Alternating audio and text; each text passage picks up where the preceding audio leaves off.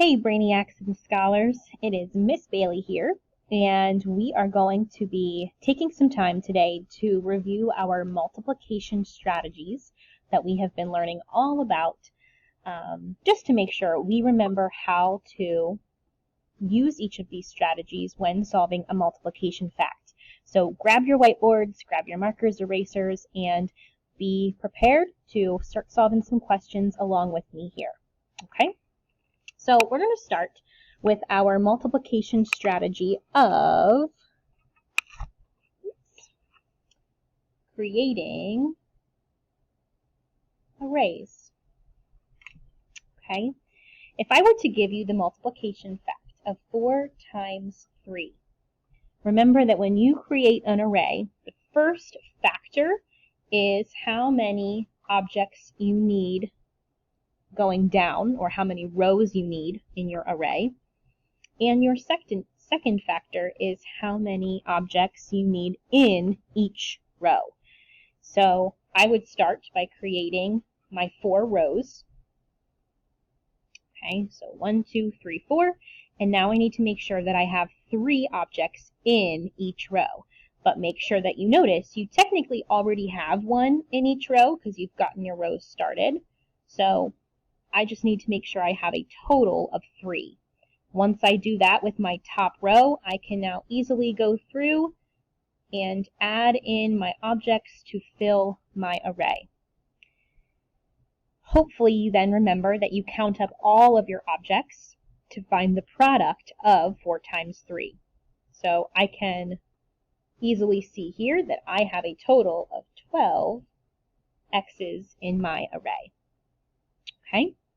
I'd like you to go ahead and do this exact same strategy using the multiplication fact of, let's do 5 times 7. So go ahead on your whiteboards and show me 5 times 7 in an array. So remember that 5 is how many objects you need going down, or how many rows. And then 7 is how many you need in each row. So I'm going to give you a moment to do that. Just a reminder, when you create arrays, it is really important that you make sure all of your objects are drawn nice and neatly in perfect straight lines, so that way you don't end up drawing the wrong number of objects. So let's check your work here with mine. I have 5 rows, and now I need to make sure I have 7 in each row.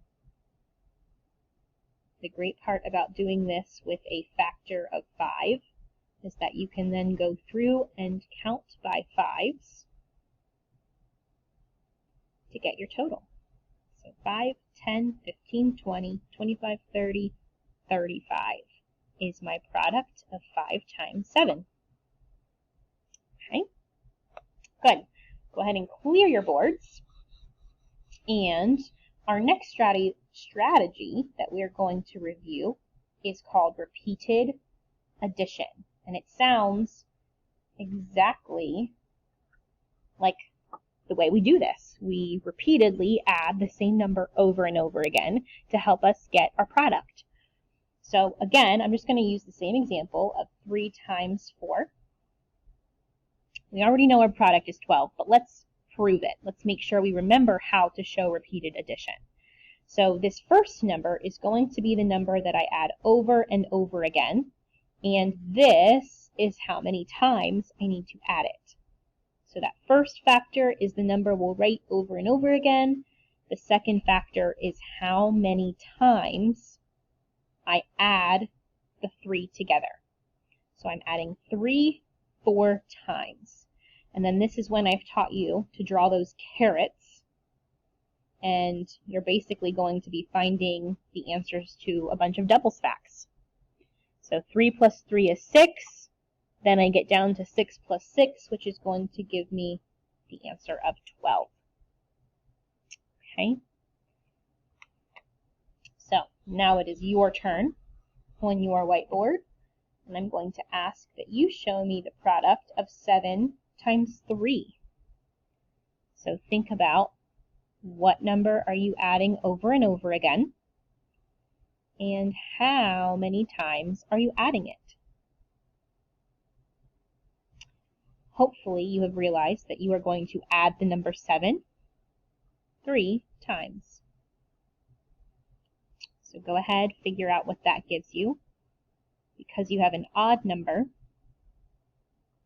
you're going to end up with 14 plus a 7 by itself. So not a doubles fact. But think about what your product will be when you add 14 and 7. Hopefully you've got an answer of 21.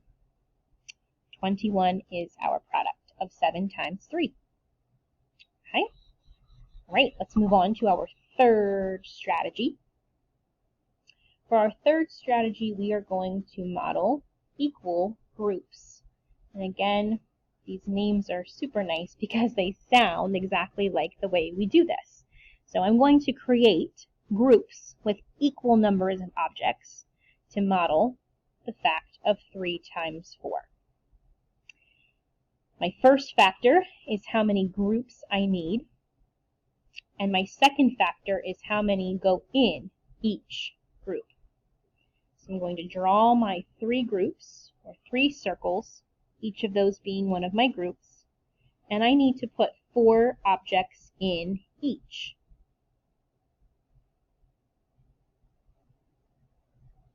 When I do that, that kind of sets me up for then, either repeatedly adding 4 over and over again. You can skip count if you remember how to do that, or just simply go through and count up how many x's you have. In the end, again, we have that product of 12. There are 12 total x's within all of my groups. Okay, so let's have you try an example. I'm going to have you do 4 times 5.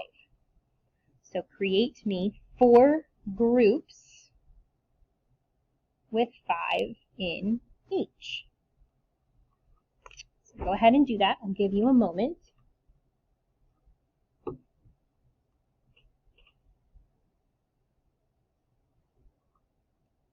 Again, you should have 4 groups.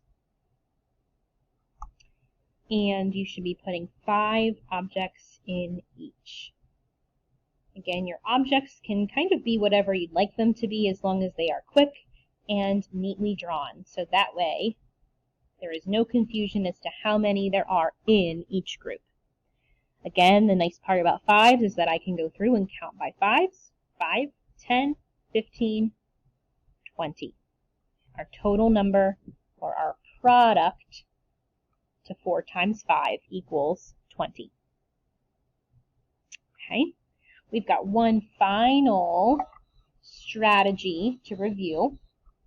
Let's see if you can maybe take a good guess at home. What is our final strategy? If you are thinking skip counting, then you are correct. So skip counting, I would say, is probably one that either you really love to use or is maybe one of the more challenging ones. I know I've shared that skip counting chart with you, whether you're a scholar or a brainiac. We've used that skip counting chart to kind of help us see the patterns, but if these patterns don't naturally just come to you in your mind, this might not be a strategy that works best for you, and that's okay. But again, if I gave you that multiplication fact of 3 times 4, basically what this is telling us is that we can either count by 3s 4 times, or you could count by 4s 3 times. We've talked about how using that commutative property, or that flip-flop property, you'll see me flip-flopping my fingers, we can use that property to solve this in a way that works best for us. So if you really know your 3s, maybe you would skip count by 3s quicker than you would with your 4s. So I'm going to count by 3s, and I need to count by 3s 4 times. So 3 obviously needs to be my first number, and I'm going to go ahead and draw 4 lines so that I know when I get to my 4th skip count, that is going to be my product. Okay, so when I skip count by 3s, after 3 comes 6. After 6 comes 9. And then 3 more added to 9 would give me 12.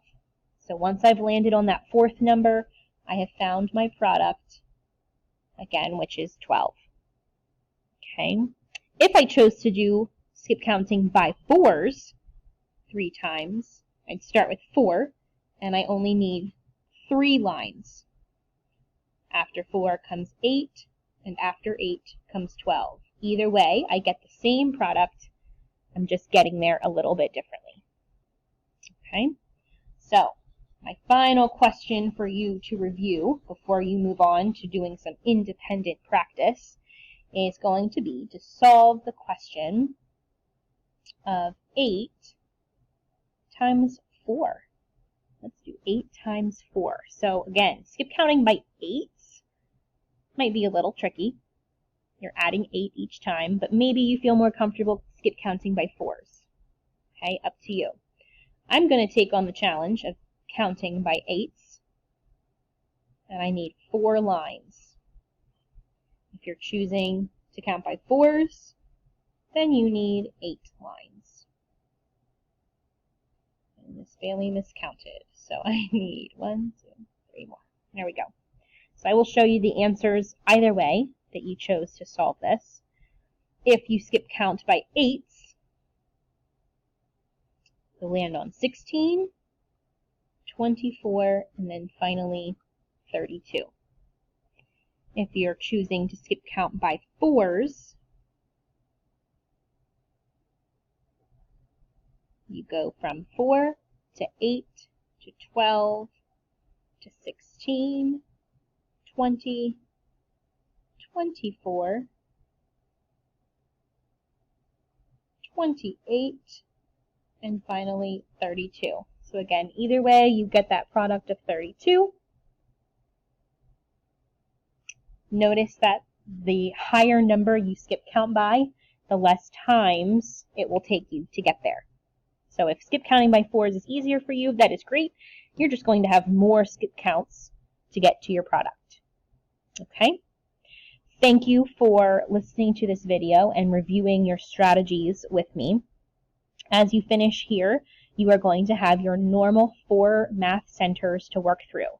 The first one being your independent practice. So complete that, then spend some time on your technology, which would be ExactPath, and then finally you've got your hands-on center. Okay, so 3 more centers to do now that you have concluded your first center, which is reviewing with me. So enjoy and have fun.